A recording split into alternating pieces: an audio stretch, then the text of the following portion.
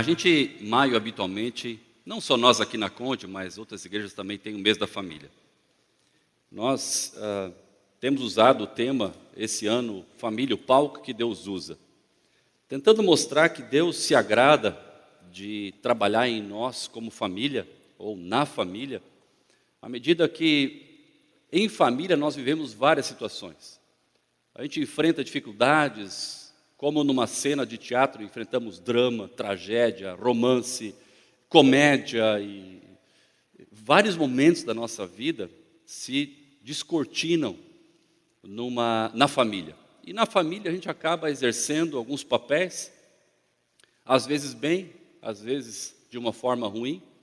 E é nesse ambiente que a graça de Deus quer nos alcançar, onde nós somos quem de fato nós somos, onde nossas máscaras caem, onde nosso coração aparece, nossos valores são desnudados, na família onde Deus quer mostrar o seu amor, o seu perdão, a graça e a esperança para todos nós. A família não é um fim em si. Muitos acham que se eu não tiver uma família, eu sou alguém de uma categoria inferior. Daniel já comentou domingo passado que nós acreditamos que ser casado é um dom e viver celibatário ou solteiro também é um dom. Deus dá um dom para cada um conforme o propósito dele. Mas é nesse ambiente de família onde a gente é melhor forjado, vamos dizer assim, dentro dos propósitos que o Senhor tem para nós, dentro dos planos que Deus tem para cada um de nós, para o homem, para a mulher, para o marido, para a esposa, para os filhos. É ali que as coisas funcionam. Agora, nós só podemos viver uma família legal, uma família bacana, uma família leve, uma família harmoniosa, baseada nos princípios que Deus colocou, porque foi Ele que inventou a família, foi Deus que bolou essa instituição chamada família.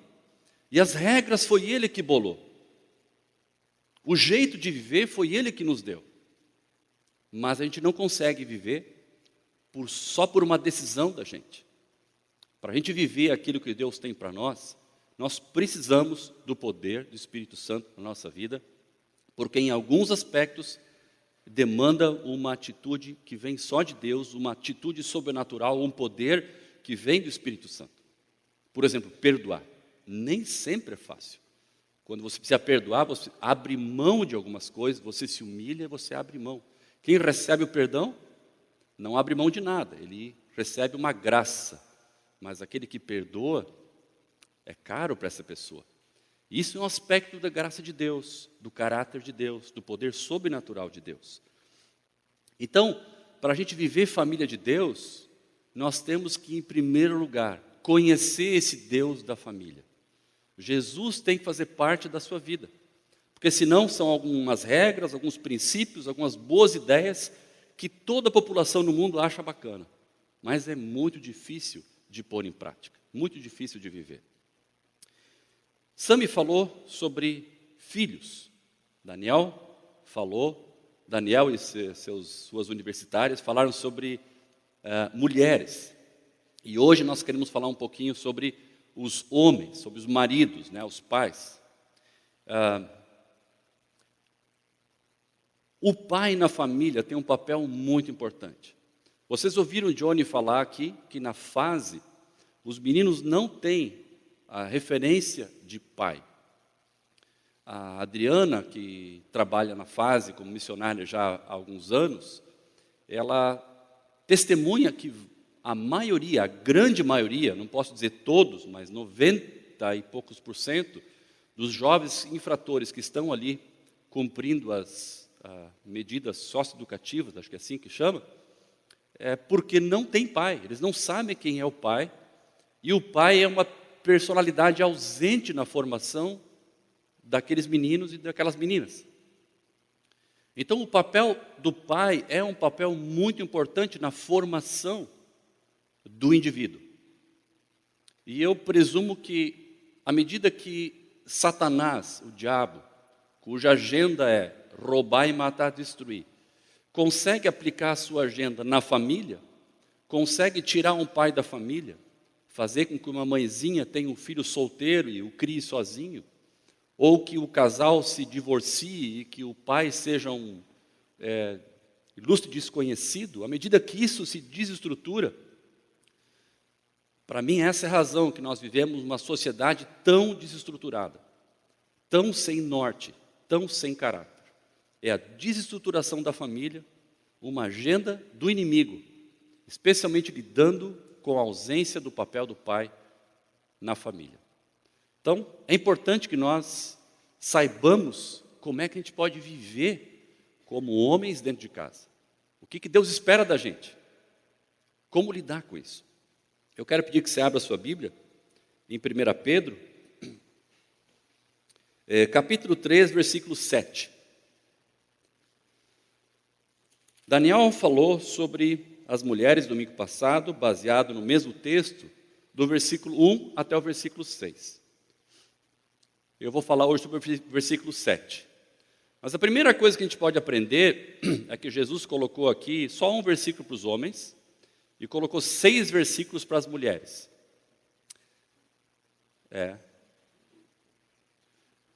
Parece mais difícil para elas aprenderem, né? Tem mais coisas para ensinar para elas, quem sabe?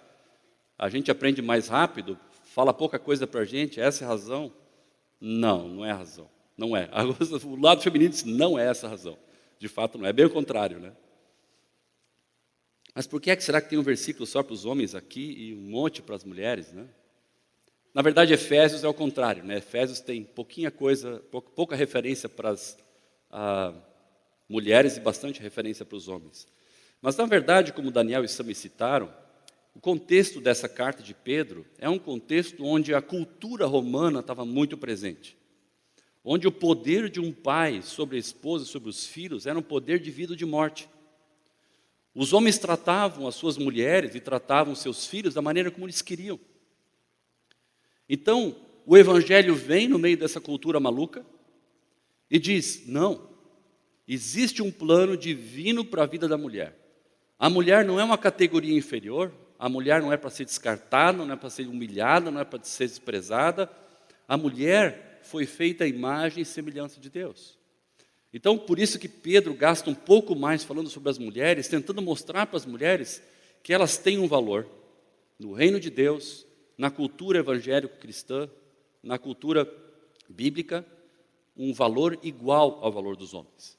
Então, não tem nada a ver com essa minha piadinha, não.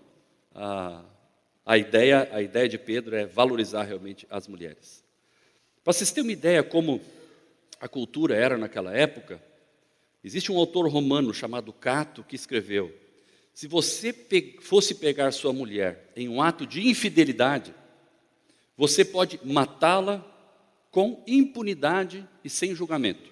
Não ia acontecer nada com o cara.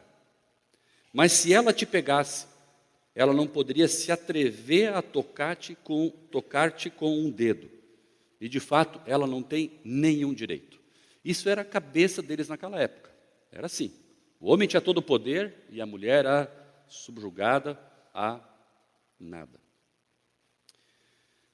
Vamos ler o versículo aqui. O versículo diz assim: do mesmo modo vocês, maridos, sejam sábios no convívio com suas mulheres e tratem-nas com honra, como parte mais frágil e co-herdeiras do dom da graça da vida, de forma que não sejam interrompidas as suas orações.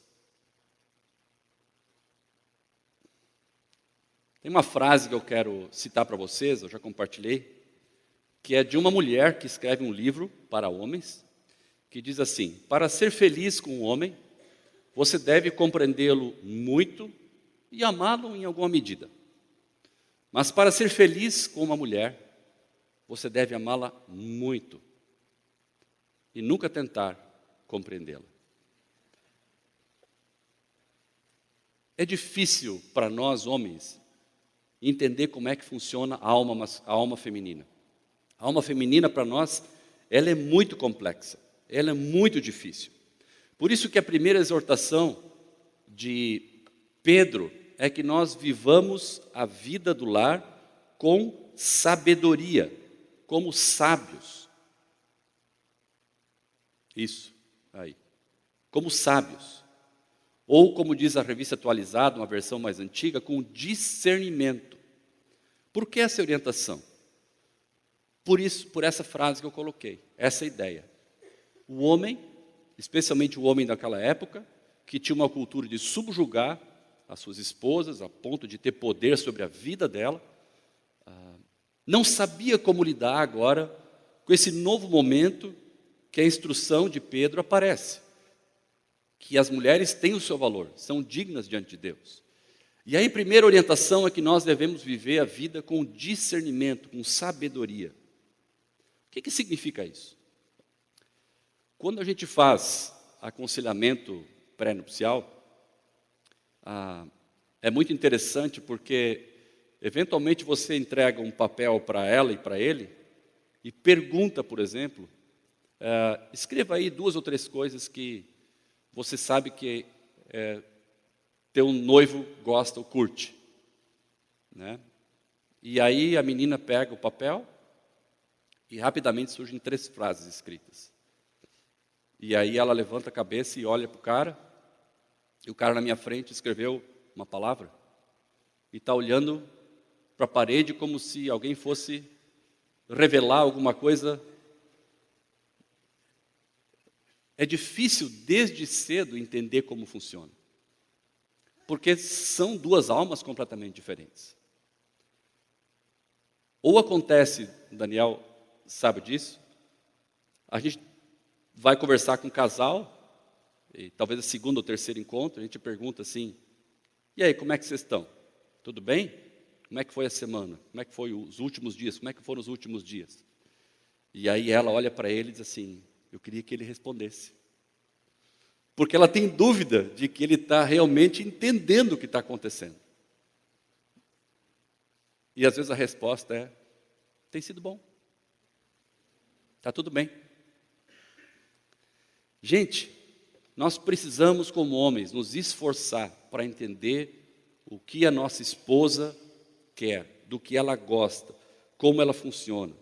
Nós temos que perguntar o que ela está esperando, quais são as preocupações dela, em que ela tem colocado a sua esperança. Nós temos que parar, sentar, ter um tempo e ouvir a mulher.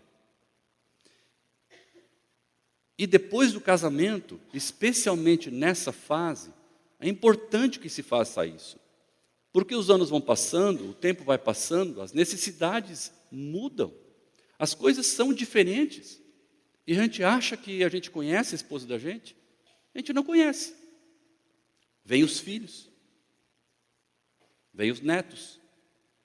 Vem aquele período do mês que é um período complicado. Graças a Deus por essa nova geração, que já desde o namoro, eles já acertam isso, né? Eu tenho acompanhado alguns jovens, o pessoal diz, não, esse é meu tempo, ela fala, esse é meu tempo ruim, me dá um espaço. O cara diz, eu já entendi. Então é bacana que já começa com esse diálogo desde cedo, mas as necessidades emocionais das mulheres são diferentes do que os homens. A expectativa a respeito do contato físico, da intimidade física, é diferente dos dois, porque funcionam diferentes. As necessidades, as mensagens de amor e de carinho que a mulher espera do homem é diferente do que o homem espera da mulher. Então, por isso que a Bíblia diz que nós devemos entrar ou viver o nosso casamento, viver o relacionamento a 2 com sabedoria e não com passividade, com discernimento, tentando entender essa alma graciosa que Deus colocou do nosso lado, que por um milagre de Deus nos ama, né? A gente é bonitão também, pelo menos quando nós casamos, a gente se achava assim, né? Mas entender, para amar profundamente nossa esposa, para conhecê-la, para dizer que nós amamos ela de corpo e alma, nós temos que conhecer a esposa. Conhecer de coração. Porque a beleza, ela é vã, a Bíblia diz, a beleza passa. E se você não aprende a amar com os valores que estão no coração, vai acontecer um tempo em que vocês vão se distanciar, que a gente se distancia. Aliás, existe uma frase que às vezes a gente ouve que diz assim, puxa vida, eu não sabia que você sentia dessa maneira, né? Imagina um casal conversando ali, a chapa está quente, a coisa está indo, e aí diz, eu não sabia que tu sentia isso. Eu não fazia ideia. Pois é assim. A gente não entende muitas vezes. E a esposa responde, mas, puxa vida, eu dei tantos sinais, é óbvio. Gente, estudando essa passagem aqui, eu pensei que nos últimos 20 retiros de casais, a gente já olhou isso aqui. Né? Quem nunca tinha ouvido disso, não precisa levantar a mão. Mas como a gente falha nisso? Como a gente é fraco nisso? Como isso passa desapercebido para a gente? E como isso cria problema no relacionamento? Quando nós não somos intencionais, tomamos a iniciativa de chegar para a nossa esposa, sentar e conversar com ela. A segunda coisa que diz aqui no texto é que nós devemos honrar nossas esposas, ou como diz a revista atualizada, tratá-las com dignidade. A raiz disso, a origem disso está naquilo que eu comentei antes. As mulheres não tinham um valor naquela época. As mulheres tinham um valor menor do que o dos homens, ou pouco valor. Agora é incrível, né? Passam-se tantos séculos e esse problema ele continua de certa forma, que a mulher é tida por nós, pelos homens, eu acho que é por nós, como um pouco inferior às mulheres. Isso já melhorou bastante. Conversávamos essa semana, pela graça de Deus, há uma geração nova, uma geração atual, que as mulheres já têm mais independência financeira, estudaram, têm seu curso superior, né? Têm sua colocação profissional e contribuem para a família de uma forma diferente, não mais como uma dona de casa. Então, o diálogo é um diálogo diferente, a qualidade da conversa ela muda. E os homens têm que aprender a viver com essa nova realidade, nem sempre é fácil. Mas, apesar de todos esses avanços, ontem eu estava vendo um canal da Deutsche Welle, um canal alemão, há uma campanha na Alemanha sendo deflagrada agora, nesses dias, que eles estão pedindo para o governo, para o Congresso alemão, o parlamento alemão, trabalhar na igualdade da remuneração dos homens e das mulheres. Porque mesmo no dito primeiro mundo, há uma desigualdade entre o que um homem recebe e uma mulher recebe numa empresa para a mesma tarefa. Então é interessante, no tempo de Pedro aqui, as mulheres eram, de certa forma, tratadas, né? Os homens tinham um certo desprezo pelas mulheres, havia uma cultura de desprezo. E, embora isso já tenha mudado muito, me parece que esse fio ele vem vindo desde aquele tempo. E há uma ideia de que a mulher não merece o mesmo tratamento do homem, fazendo a mesma atividade profissional, por exemplo. Né? Está presente isso. Talvez seja o machismo, talvez seja o pecado. Mas o argumento de Pedro aqui é que nós devemos tratar elas com honra. Tem a ver com o valor que a mulher tem diante de Deus. Se você vai olhar em Gênesis e em várias outras passagens bíblicas do Novo Testamento, a Bíblia diz que Deus fez o homem e a mulher a sua imagem e semelhança, não há diferença nenhuma. Jesus morreu na cruz e se entregou pelo homem, assim como se entregou pela mulher, com um amor absurdamente extravagante. Jesus ama as mulheres, assim como ama os homens.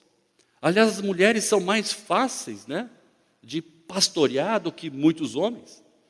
Quem seguia Jesus, na época que Jesus fazia seu ministério, nossa grande maioria eram as mulheres. As mulheres entendiam a coisa espiritual, os temas espirituais, com mais facilidade, presumo eu, do que os homens, do que um Tomé que queria botar a mão na palma para ver a ferida, porque ele não cria, apesar de ver. As mulheres estão ali, saindo correndo do túmulo, dizendo, ele vive. Então, as mulheres têm tido um papel muito importante na Igreja de Cristo, e elas são amadas por Deus da mesma maneira, não há diferença nenhuma, né, entre os homens e as mulheres. Agora, nem sempre é fácil para nós, homens, tratar as mulheres com dignidade e com honra, porque eu estava pensando, quando a gente não consegue ter discernimento sobre como funciona a alma feminina, quando nós não agimos com sabedoria no lar, quando a gente não consegue entender como funciona a mulher, não entendemos que são aqueles 3 dias, 2, 3, do mês que é mais complicado, ou, enfim, aconteceu algo que você chega em casa, ela está com o semblante caído, porque houve uma discussão com a família, com o irmão, com a mãe. Quando você não consegue entender isso, você chega lá como se nada tivesse acontecendo. Escuta, mulher, vamos passear, vamos jantar fora. Não, hoje eu não quero. Então você não entende, você faz certas propostas para a tua esposa e ela não reage conforme você esperava. Sabe o que acontece? Nós começamos a desonrar nossas esposas, começamos a tratá-las mal, a gente fica bravo, a gente fica irado, a gente começa a falar mais alto e começa a se defender, dizendo, mas tu nunca quer sair? Eu sempre te convido, já é a 3ª vez esse mês que eu tentei, tu não consegue. E a gente começa a entrar numa rota de colisão com as esposas, porque a gente não está entendendo o momento das esposas. Então, essas 2 ideias estão ligadas. Nós temos que entender, embora não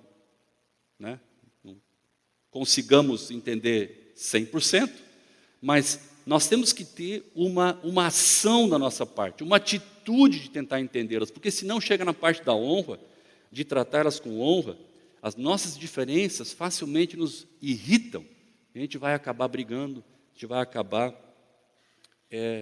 machucando as mulheres. Colossenses 3, versículo 19, tem uma palavra para os maridos que se encaixa perfeitamente nisso que Pedro diz aqui, que nós temos que tentar tratar as mulheres com honra. Diz ali, Colossenses 3,19 diz assim, maridos, ame cada um a sua mulher e não a tratem com amargura, diz aqui na NVI. Na Revista Corrigida fala assim, não vos irriteis com elas. Na Revista Atualizada fala, não as tratem asperamente, irriteis, asperamente. Na NVT fala também sobre a aspereza, nosso trato áspero com as mulheres. Na verdade, a maneira como nós colocamos nossa diferença, nossa inquietação, a nossa incompreensão quanto ao momento, nem sempre é doce, nem sempre é tranquilo.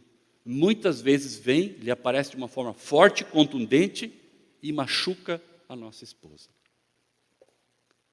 Às vezes a gente desonra a nossa esposa, deixando ela um pouco de lado.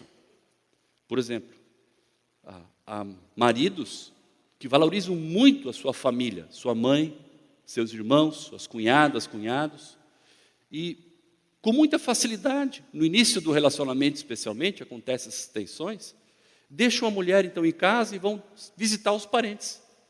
E ela está querendo fazer um passeio no parcão, tomar chimarrão. Não, mas domingo é de estar com a minha família. E ela se sente então, não parte da sua vida, não importante na sua vida, ela se sente deixada de lado. Às vezes com filhos. Tem pais, graças a Deus hoje, nova geração de pais, que realmente se dedicam com seus filhos, que amam, pulam com as crianças, saem, fazem estripulia. Isso é muito legal. Mas dedicam muito mais tempo para os seus filhos e não dão nenhuma atenção para as mulheres. Nós temos que tratar as nossas esposas com muita honra e dignidade, porque a Bíblia diz que elas são frágeis. A versão anterior trata elas como um vaso frágil. Talvez um vaso de cristal, eu penso num vaso de cristal pequeno, aquele vidro fininho, com alguns enfeites, com alguns adornos que atribuem valor àquele vaso, E a mulher é assim, ela é frágil. Porque o pessoal romano tratava a mulher como se fosse nem vou usar a palavra, vou fazer um gesto aqui só, um monte de... E a Bíblia está dizendo, não, ela é importante, ela deve ser honrada, ela é frágil, ela tem valor em si, ela tem dignidade, Deus a ama, Jesus morreu na cruz pelas mulheres com tanto amor, quanto morreu pelos homens, e nós temos que entender isso. Uma das coisas que eu queria destacar também aqui, é que a Bíblia nos encoraja, nós maridos, a sermos aqueles que puxam, que protagonizam a vida espiritual na família. Aqui diz que nós devemos cuidar das nossas herdeiras, né? Para que não sejam interrompidas as nossas orações. É interessante entender isso porque nem sempre para nós, homens em casa, viver a vida espiritual é muito fácil para nós. Nem sempre para nós, orar com nossa família é algo muito fácil. E aqui está dizendo que se você quer orar, mas se você estiver tratando mal a sua esposa, está dizendo que as suas orações serão interrompidas. Ou como diz a revista atualizada, as orações serão impedidas. Parece que Deus, quando vê que há um problema conjugal, especialmente quando o homem maltrata a sua esposa, Deus impede que a oração chegue até ele. Ele põe a mão assim e diz, não, a tua oração, cara, eu não vou ouvir. Porque é incoerente. Você maltrata, você briga, você grita, você esperneia, você bate a porta, você fica 3 dias sem falar. E daí você na refeição, por exemplo, como é comum a todos nós, você fecha o olho, faz assim com as mãozinhas, cruza os dedos, diz, papai do céu, muito obrigado pela tua bondade na nossa vida, o Senhor tem sido tão bom, gostoso, amém. Passa o arroz, por favor. Essa incoerência no trato com a parte mais frágil, no trato com aquela que foi feita em imagem e semelhança de Deus, essa incoerência quando nós tratamos a nossa esposa, a nossa auxiliadora idônea, aquela que nós estamos sendo transformados numa só carne, dessa forma bruta, Deus não se agrada. E as nossas orações ficam impedidas. Então, a vida espiritual do homem, especialmente, e da família, ela é bloqueada quando um homem não consegue tratar a mulher, ou não trata, ou desrespeita a sua mulher, ou desrespeita o princípio eterno e bíblico de Deus. Brigar aqui na horizontal e levantar a mão aqui na vertical, dizer glória a Deus, aleluia, é absolutamente incoerente.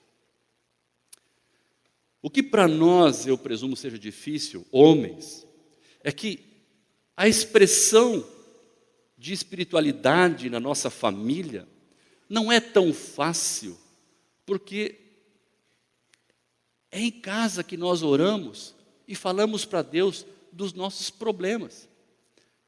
É em casa, quando eu oro, eu confesso a Deus os meus pecados. É em casa que eu preciso olhar para minha esposa, na frente dos filhos, e dizer, querida, me perdoa, eu errei. Isso é um ataque contra a nossa masculinidade. É um ataque contra o ser macho que Deus fez. É um assinte contra a nossa virilidade. Mas o tempero da família deve ser um tempero de humildade, um tempero de quebrantamento, um ambiente de amor, um ambiente ameno. Por isso eu acho que é tão fácil. É fácil para a gente brigar, mas é difícil para a gente orar e pedir perdão. É difícil para a gente chegar para os filhos e dizer, filhos, eu queria reunir vocês aqui, o pai errou semana passada, o pai falou isso, falou aquilo. O egoísmo de um homem, o egoísmo do marido na sua família, prejudica o seu relacionamento com Deus, assim como o seu relacionamento com a esposa. É interessante você olhar na Bíblia, e muitas vezes aparece assim, quando eu estou mal com Deus, quando fiz uma coisa errada com Deus, eu também brigo aqui na horizontal, eu trato mal as pessoas, eu trago complicação para aqueles que estão próximos de mim. Mas aqui parece o contrário.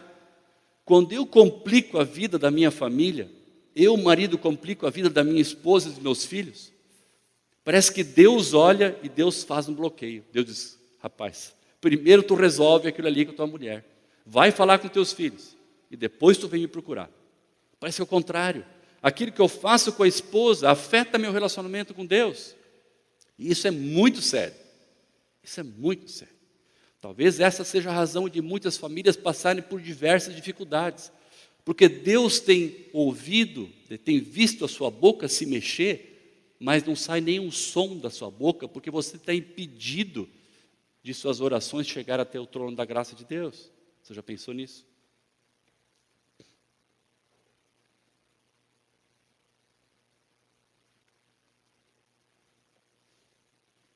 Por isso que o apóstolo Pedro, quando fala para os homens, no versículo 7, ele começa falando do mesmo modo. Do mesmo modo. Ou seja, portanto, ele falou alguma coisa antes disso, não falou? Quando ele fala para as mulheres, versículo 1, ele fala do mesmo modo. Do mesmo modo do quê? Jesus deve ser o nosso modelo. Você não consegue ajustar as suas regras de comportamento em casa, nem homens, nem mulheres e nem filhos, se Jesus não estiver em primeiro lugar nas suas vidas, na minha vida.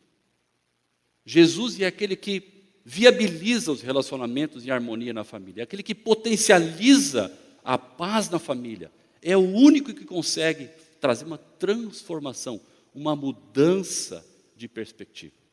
Por isso que começa do mesmo modo, do mesmo modo. Como tem só um versículo que fala para os homens, e as instruções são poucas, eu convidei uma pessoa só para dar um testemunho aqui. Vai ser o suficiente. Ano passado foram 3, né? Precisou reforçar mais. Mas eu quero convidar o Cláudio para vir à frente aqui. É um companheiro de caminhada. Nós temos frequentado o grupo de homens juntos. E Cláudio, sempre nas quintas-feiras, quando nós nos encontramos, o Cláudio tem tido a liberdade de compartilhar algumas mudanças que Deus tem feito na vida dele. E eu tenho me alegrado com a família dele, e ele vai compartilhar um pouquinho aquilo que ele tem experimentado com Deus. Deus te abençoe. Bom dia. Primeiro eu queria te agradecer, tá, Roger? Olha, quando o Roger me convidou para vir aqui na frente, eu digo, esse cara não está bem da cabeça. Né? E fiquei com isso na minha cabeça há uns dias.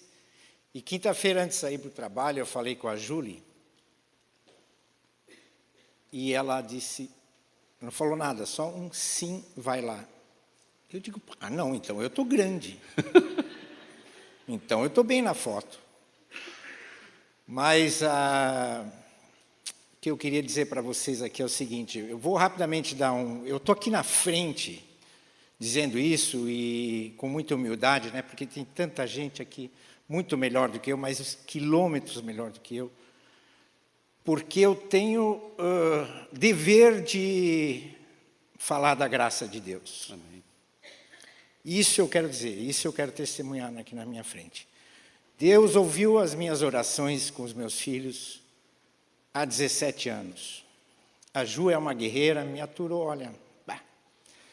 Eu vim de uma família de 11 filhos e o meu pai, ele era absolutamente contra a religião. Meu pai era católico. Era um inferno. Meu pai não concordava que a minha mãe era cristã e nos levava no culto dominical todo domingo. Ele achava esse negócio de religião uma besteira, né? E estou aqui porque ela levou os 11 filhos sempre na igreja. Uma mulher de muita fé, né? E talvez essa agressividade do meu pai tenha, né, me atrapalhado um pouco com o relacionamento meu e da Júlia. E daí a gente chegou aqui em 2002 e ficamos uns 10 anos vegetando aqui em Porto Alegre até que Deus mostrou essa igreja para nós. E no grupo dos homens, um dia o Roger pregou sobre Adão e Eva. Porque a gente tem que entender os conflitos. A primeira coisa que a gente tem que fazer é entender. Esse grupo dos homens e o grupo pequeno, a igreja também, têm sido, na minha vida, muito edificantes. Amém. Né? Eu tenho muita coisa ainda para resolver com a Júlia. Olha, nós vamos nós estamos 28 casados, eu acho que eu tenho mais uns 5 anos para... Ju, mais uns 5 anos eu vou chegar lá, tá? Me aguenta aí, tá? E ali ele falou que tudo começou, a origem do negócio foi Adão e Eva. Né? Ali que Deus permitiu que o paraíso se dissipasse. Né? Porque não era o propósito de Deus isso, né? Esse conflito entre o homem e a mulher. Agora, onde é que estava o Adão? Que na hora que a serpente estava, né, tentando a Eva, estava o quê? Estava assistindo o jogo do Grêmio e do Inter? Netflix. Estava na Netflix, estava... Né? Então, ali começou tudo. Ali, eu trouxe uma cola, tá? Ali começou tudo, né? E... Turma, eu vou pedir licença para dizer para os homens aqui, que tem muitos homens mais velhos que eu não tenho boas notícias para nós aqui, não. Não tenho boas notícias para nós aqui, não. O Roger foi gentil, que Filipenses sugere, que tu falou. Sugere, não sugere. Nós, homens, temos a responsabilidade de lidar com as nossas mulheres. Deus atribuiu isso para nós. Amém. E há um ano e meio atrás, eu já falei isso no nosso grupo lá, sexta-feira, eu comecei a orar a Deus para que Deus me desse amor para minha esposa. Amém. Há 18 anos, eu estou orando pelos meus filhos, e os meus 2 filhos estão aqui, nessa igreja. Né? E o nosso relacionamento, dia a dia, meu e da Júlia, tem melhorado. Parei de gritar em casa. Né? Quando tinha conflito em casa, eu talvez, por essa questão de ter muito conflito sempre, nasci até o meu casamento, tudo, conflito eu fugia. Só que daí, eles estavam lá, pá, eu ouvindo lá, pá, eu ouvindo lá, pá. Na quarta vez eu chegava rachando no meio, né? E claro que todos os 3 calavam a boca, né? Tá louco, né? Quase quebrava o vidro da mesa, né? E não é assim. Não é assim que a gente resolve o problema. Eu sei que as mulheres, elas têm o seu... Mas não tem coisa melhor que mulher, cara. Tá louco? Deus nos deu um baita de um presente. É verdade. Amém. Deus colocou companheiras do nosso lado. Nós é que não sabemos valorizar isso. Né? Como é que é no avião? Pô? Tem o piloto e o copiloto, só que o piloto é o homem, meu. É o homem, ele tem esse dever com a esposa, né?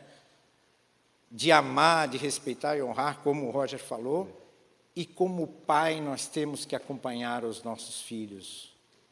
Rapaz, eles fogem de mim, mas eu estou lá, estou de olho. Eles falam, pai, eu não sei o que, pai, não sei o que.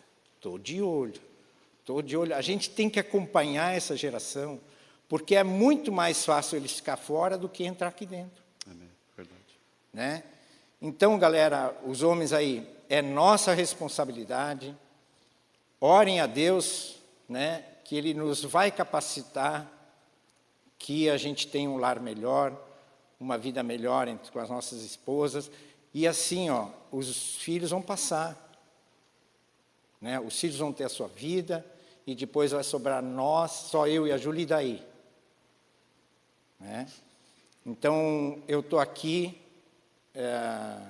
primeiro honrando a Deus, porque Ele tem me mostrado o caminho certo para a gente ter um ambiente familiar melhor.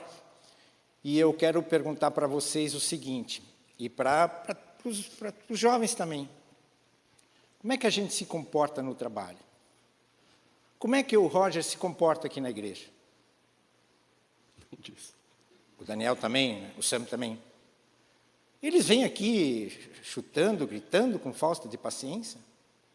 Eu sou gerente, tenho 60 funcionários. Não chego lá batendo, gritando, Eu chego lá tentando conquistar as pessoas para que eu possa gerenciar. Porque se eu não conquistar essas pessoas, se o Roger, o Daniel e todos aqui não conquistar a gente, eles não vão falar da palavra de Deus. Eu não vou ter uma equipe. E por que a gente não pratica a mesma coisa dentro da nossa casa? Os homens. Os homens. Falei que eu não tinha boas notícias para nós, né? Falei isso. Então é de nossa responsabilidade, sim. Eu também tenho cobrado da turma, olha, a Júlia está no banco, a Júlia também não chega no banco chutando, atendendo os clientes, não sei o quê. Então, essa é um exercício que a gente pode fazer, né? E era isso que eu tinha que falar. Muito obrigado pela oportunidade. Obrigado. Deus te abençoe. Obrigado. Amém. Obrigado. Valeu, Cláudio, pela liberdade, pela coragem de falar para a gente aqui. Que mais homens, mais mulheres possam vir dar testemunhos aqui, porque essa é a nossa vida, né? A gente é tão envergonhado, gosta tanto das aparências, né? Eu quero concluir, queridos, falando sobre essa palavrinha que versículo 7 diz, do mesmo modo que quem? Jesus é o nosso modelo. Se você olhar para o versículo 22, 21, diz ali, para isso vocês foram chamados, pois também Cristo sofreu no lugar de vocês, deixando-lhes exemplo para que sigam os seus passos. Ele não cometeu pecado algum e nenhum engano foi encontrado em sua boca. Quando insultado, não revidava. Quando sofria, não fazia ameaças, mas entregava-se àquele que julga com justiça. O que eu quero comentar e relembrar a nós todos é que nós só conseguiremos viver os princípios de Deus para a nossa família. Só seremos uma família saudável do ponto de vista de Deus, uma família restaurada, uma família onde a graça de Deus reina, quando cada um de nós seguir o modelo de Jesus. Primeiro, sem pecado. Uma vida de busca diária, de santificação, de confissão de pecados, de quebrantamento, de humildade. Porque Jesus, ele era insultado, mas ele não revidava. Ele sofria, mas não fazia ameaças. Como nós falamos aqui, nós os homens especialmente, quando nós somos insultados, nós revidamos com muita facilidade. E ameaçamos quando nós achamos que a coisa não está do nosso jeito. Isso acontece na tua casa? Talvez sim. Provavelmente sim. Mas esse é o nosso modelo, Jesus. Jesus sofria, assim como eventualmente nós somos chamados a sofrer em casa, nos nossos relacionamentos, porque ele confiava na justiça de Deus. Ele sabia que Deus estava olhando ele e que aquilo, Deus estava dando forças para ele e que aquilo não seria em vão. Na medida em que Deus também pode estar trabalhando no seu cônjuge, no seu marido, na sua esposa, Deus também está trabalhando na sua vida, com submissão, com confiança e fé. Viver uma família saudável tem a ver com seguir os passos de Jesus. Querido, se você tem um sonho de viver uma vida, uma família legal, se você quer melhorar o estilo de vida da sua família, você não, a má notícia, o Cláudio deu, eu vou dar, você não vai conseguir sozinho. Você precisa de Jesus na sua vida. Você precisa parar o que você está fazendo, precisa se ajoelhar, se arrepender e dizer, Senhor, por mim só, eu não consigo. Porque se você tentar, você vai se frustrar, você vai se desanimar, você vai perder a sua esperança e você vai achar que o melhor é romper o relacionamento e tentar uma outra alternativa, que talvez você tenha mais sucesso. Você precisa na sua vida, e eu preciso do poder do Espírito Santo, para viver os planos que Ele tem para nós, na nossa vida. Você já entregou sua vida para Jesus? Que papel Jesus tem na sua vida? A qualidade do relacionamento na sua casa talvez seja o melhor termômetro, o melhor indicativo para mostrar para você como que Jesus, o quanto Jesus tem feito parte da sua família, da sua casa. Eu quero terminar com uma oração, e o Cláudio fez um desafio, e eu também gosto muito de desafiar. Eu queria que você, homem, se você gostaria de assumir um compromisso diante de Deus, dizendo, eu quero me entregar para Jesus primeiro, preciso me arrepender, preciso me quebrantar, reconhecer as minhas falhas, os meus erros. Primeiro passo é esse. Porque o Espírito Santo, ele não divide espaço com o seu pecado e nem com o seu orgulho. Ele quer trabalhar na sua vida de forma exclusiva. E o quebrantamento tem a ver com isso. Eu não posso. Eu reconheço minha fraqueza, eu preciso que o Espírito Santo de Deus me fortaleça. O primeiro passo é esse. Você quer pedir para Deus trabalhar na sua vida? Venha para frente. Se você quer tomar o propósito de agir diferente na sua família, se você tem esse sonho como marido, como pai, venha para frente junto comigo, eu já estou aqui. E vamos clamar a Deus, que Deus ouça a nossa oração, que Deus nos ajude na nossa caminhada, que Deus nos dê graça, que Deus possa nos fortalecer para esses desafios que Ele tem em frente. Pai de amor, estamos um grupo de maridos aqui na frente, de homens.